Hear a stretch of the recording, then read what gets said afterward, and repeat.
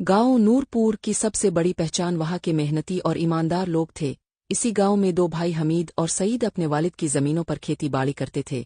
दोनों में मोहब्बत तो थी मगर अक्सर छोटी छोटी बातों पर इख्तिलाफ भी हो जाता था। एक दिन उनके वालिद ने उन्हें पास बिठाया और कहा, बेटो, इत्तिफाक में बरकत होती है। अगर तुम दोनों मिलकर काम करोगे तो तुम्हारी जमीन ज्यादा अच्छा फल देगी। मगर दोनों भाइयों ने ज्यादा तवज्जो ना दी और अपनी जिद पर कायम रहे।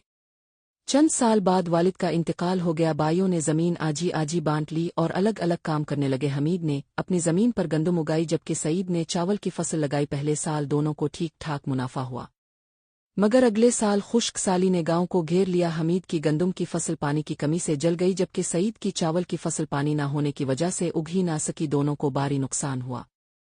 एक दिन वो दोनों दरख्त के नीचे बैठे परेशान थे कि एक दाना बुजुर्ग वहां से गुजरे। उन्होंने भाइयों की हालत देखी और कहा, अगर तुम दोनों मिलकर काम करते तो नुकसान कम हो सकता था। ये बात हमीद और सईद की समझ में आ गई। अगले साल उन्होंने फैसला किया कि जमीन को अलग अलग संभालने के बजाय मिलकर काम करेंगे। उन्होंने मंसूबा बनाया कि जहां पानी ज्यादा हो वहां चावल लगाएंगे और जहां कम हो वहां गंदम। इस बार उनकी मेहनत रंग लाई और उन्हें पहले से दुगना फायदा हुआ। तब उन्हें एहसास हुआ कि वाकई इत्तिफाक में बरकत है।